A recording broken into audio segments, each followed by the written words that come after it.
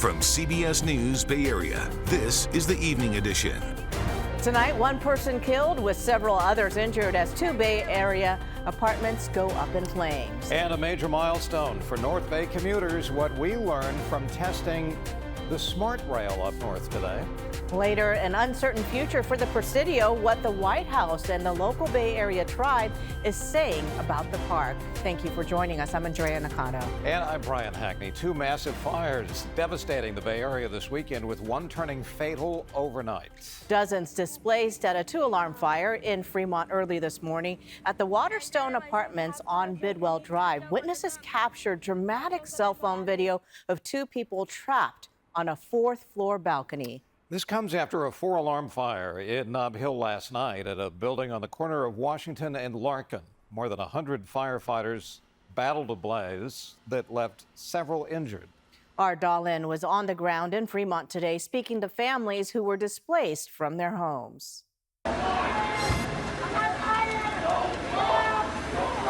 Two trapped fire victims screaming for help.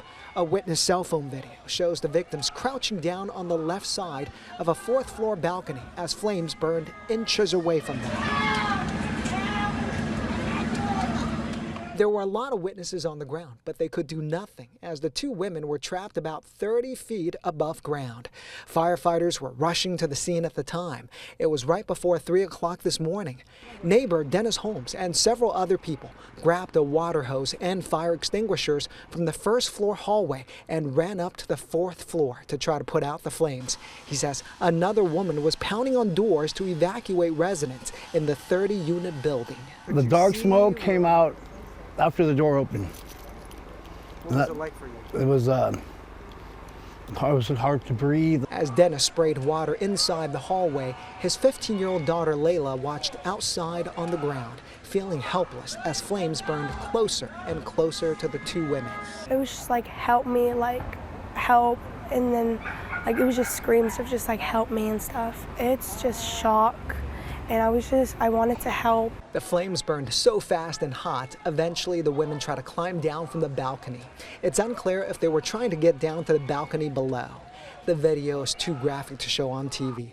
Both women fell to the ground as firefighters arrived with a ground ladder. Firefighters say they could not get the truck with the ladder in because of all the obstructions in the parking lot. It's always a reminder to us that seconds count with response times and everything else because, a few seconds either way can change the outcome. Witnesses say an older woman died at the scene. Firefighters rushed the other woman to the hospital who was in critical condition. Firefighters say the fire also injured two other adults. They're expected to survive. Fire damage is to the one unit. But smoke and water damage to the rest of the building. Of the 30 units, it's believed 29 were occupied. The Red Cross is helping those families.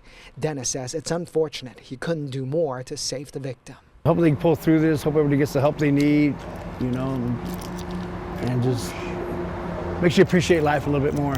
Firefighters don't know how the fire started. They're investigating the cause. Workers are repairing and cleaning up the building. It's unclear when residents can go back in. Dahlin there. In a developing story in Petaluma, 3-year-old is dead after being hit by a tractor. Officers in Santa Rosa say it happened on private property after a child ran into a field where a Bobcat tractor was being used.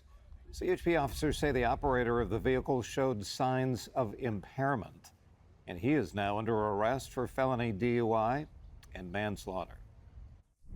All right, in the First Alert forecast, we're finishing a fantastic weekend. So why am I visiting with you now? Because it's not staying that beautifully clear out there. Take a look at the satellite imagery.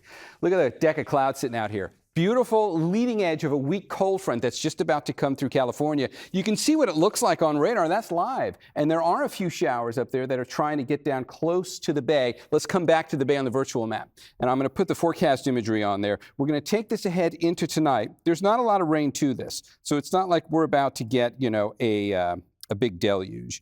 But we are going to see some light showers work their way across from about, say, 11 o'clock tonight through about 5 in the morning. Keep your eye up here. That's like taking us from 11 midnight tonight. That's probably when the most noticeable rain goes through the North Bay. 1 a.m., 2 a.m., 3 a.m. By about 5 a.m., it's going to try and get to the Golden Gate, but it's going to fall apart as it does so.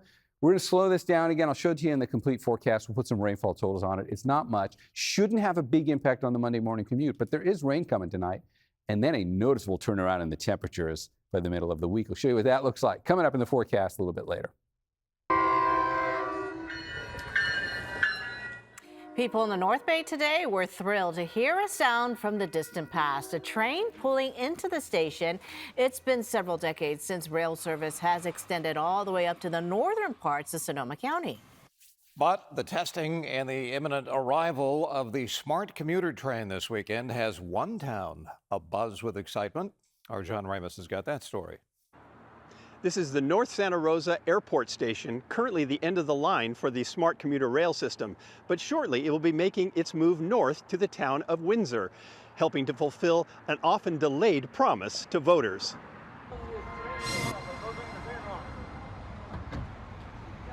There was a time when people rode a pair of steel rails to the North Bay communities rather than a ribbon of asphalt. This town was literally built as a railroad stop, right? Where we are is classically was the railroad was right here. Tim Zahner has looked forward to the return of the train to his town, but it has required an unexpected amount of patience. Yeah, I've lived in Windsor now for almost 19 years and been waiting for the train about that long, so yeah. The system began operation in 2017, but it hasn't always been a smooth ride. Along the way, there's been a major lawsuit, a global pandemic, and a rejection by voters of a sales tax extension. But now, Zahner isn't the only one excited to hear the clanging of the crossing gates and the blaring horn as the smart trains rumble back and forth from Santa Rosa to Windsor, testing the system. We're testing all the signal, the crossings, the positive train control. This is a period of testing that's going to take the entire month of April. And what was special about this weekend is that with the onset of systems testing, we had the first smart trains rolling into the town of Windsor, through the roundabout, into the new station. It was very exciting. The rail line was sold to voters as a way to connect workers to the Larkspur Ferry and on to San Francisco. But the farther north you go, the more people see it as a means of connecting the small towns, possibly for work, but also for entertainment. This is, I think, going to be really helpful, having the smart train. People from Santa Rosa, Petaluma, Roanoke Park can come up, hear music, get on the train, go back home. It's going to be great for the small businesses downtown. We have a lot of shops, restaurants. They're going to benefit it. The new station will only be a block from the Windsor Green, a spacious city park adjacent to a quaint downtown shopping and dining area. That's where Robert Nieto chose to open Fleur Sauvage, a shop featuring artistic truffles and gorgeous chocolate sculptures. Yeah, you know, when we first moved in here, we saw all the construction, and I was like, when is this really happening? And finally, we're just like, oh my God, it's here. It's like, it was just like yesterday, like it had just started, like the build of it, and now it's just like running, and so we're really excited about it. There are high hopes about what the train may mean for Windsor, and those are shared by Healdsburg, the next city up the line waiting for its service. But Zahner has a word of advice for them. Don't hold your breath for that, yeah. What, Healdsburg? Healdsburg, yeah. That's the next step. We'll see what happens. But yeah. You doubt that it's going to? Oh no, it'll go to Healdsburg, but I'm just saying it's you know, like I said, when I moved here 19 years ago, they said the train's coming, and so it's how much time you want to wait, perhaps. The final stop in the line is supposed to be Cloverdale, and years ago they built a train station which has sat empty. Smart says it will eventually reach the town, but at its current pace, it may feel like a long time for anyone holding their breath. Well, coming up, pressure on the Presidio, why local Bay Area tribe is saying the park's land belongs to them. All right, and the first alert forecast. Before we get into that story of the light rain coming back our way for late tonight, there's one other item we got to discuss first. The coastline's outlined in blue on here. Beach hazard statement is staying in effect until we get to tomorrow night. Take a look up there. You can see what's going on out in the Pacific. There is a storm that's sitting out just come out of the Gulf of Alaska. If we visualize where the wave energy is in that and bring that forward, it's fairly elevated swell, or at least it's a somewhat elevated swell. The surf's going to be a bit rough out there. There's also going to be the possibility for sneaker waves. Today was the trickiest day out here, but you still have it in terms of the beach hazard statement through tomorrow night. So anybody who's lucky enough to be going to the beach on Monday, make sure you are aware of that. All right, let's talk about the timing of that rain. We're going to clear out what we're looking at here in terms of where the beach hazard statement is, and instead we're going to go back to the timing where what we visualize on here is looking ahead to tonight between about, say, midnight, 2 a.m., and you're going to see the leading edge of the rain show up. So come up here to the North Bay. This is really primarily going to be North Bay rain, and that's going to be a factor for you as we get into the overnight hours between about, say, midnight and just about 5 a.m. Not a lot to it, but watch the showers here. This is from like 11 o'clock into midnight, 1 a.m., that's 2 a.m. That's kind of like the most likely time frame you're going to get this rain in the North Bay. But the showers are going to try and hold together as they get down to the Golden Gate at like 5 or 6 a.m. They just didn't really hold together. You might get a few light drops of rain from the city south tomorrow morning, like in the early morning hours of the commute, but it wouldn't be enough to measure and it wouldn't have a big impact on the drive. That covers the light rain coming our way. It's a bit of a warm-up coming our way after that. So you're going to get a subtle cool down on Monday as that system comes through. So it's not really a significant drop in temperatures, but Monday won't be quite this warm. I want you to see what the daytime highs are going to look like when we get to Wednesday. And first thing, I'm going to show you two different sets of numbers. So what we're looking at on here is the set of numbers that shows us what it's going to feel like for some of the bigger representative spots. It's going to 80 degrees on Wednesday. This is the middle of the week. So Monday's a little cooler than this, but here's what's coming after that.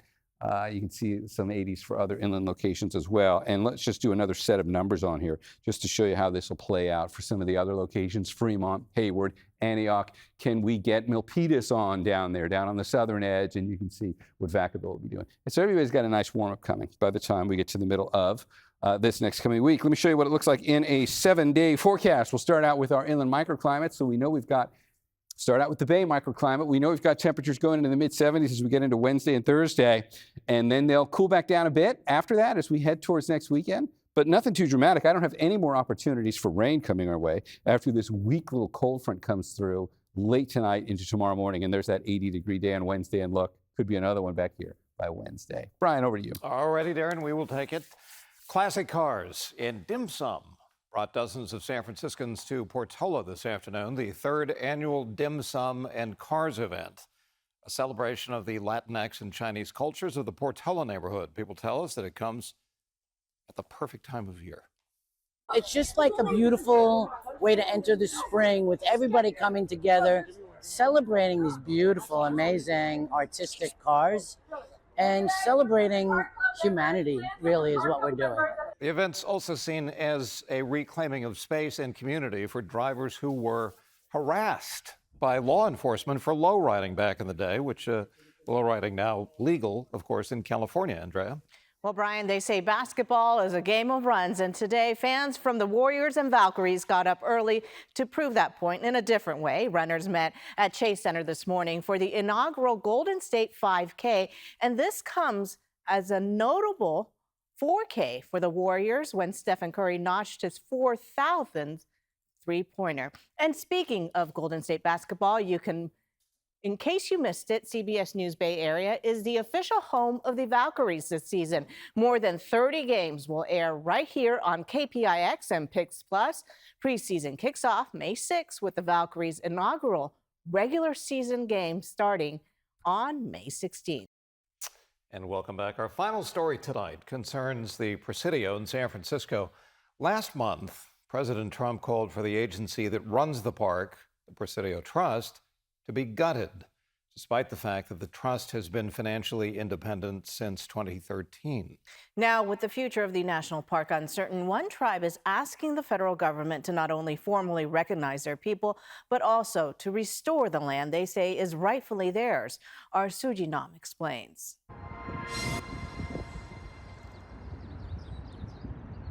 Charlene Nijma is walking through Crissy Field in the Presidio, the same land her ancestors, the Muwekma Ohlone tribe, lived thousands of years ago. This is where the fort was created to bring the Indians in to start building the mission system. Charlene is a chairwoman of the Muwekma Ohlone tribe of San Francisco Bay, representing more than 600 members. Why are we spread out? Because of gentrification.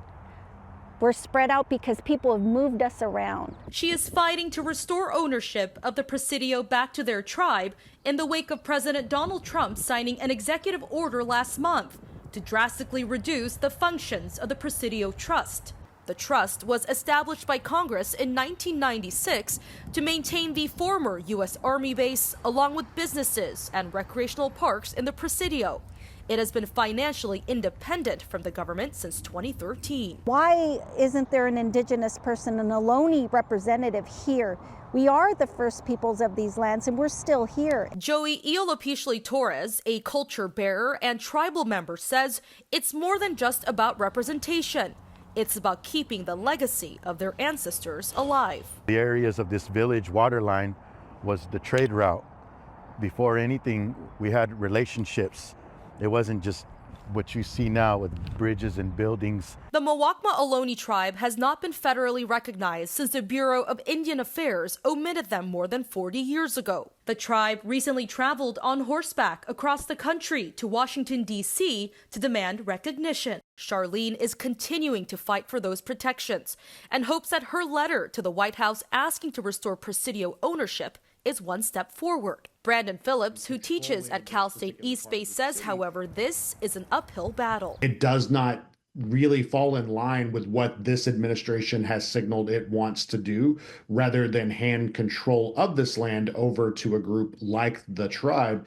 It would be more likely that the Trump administration would want to find some way to generate revenue off of this land. He adds there will be more legal action. I would anticipate that the first action is going to be court action. This is going to go to the federal courts. Charlene and Joey say, however, they won't lose hope. I will stay with the hope that we have that one day we will steward these lands. Through their voice, they hope to keep the history of the Muwekma Ohlone people alive.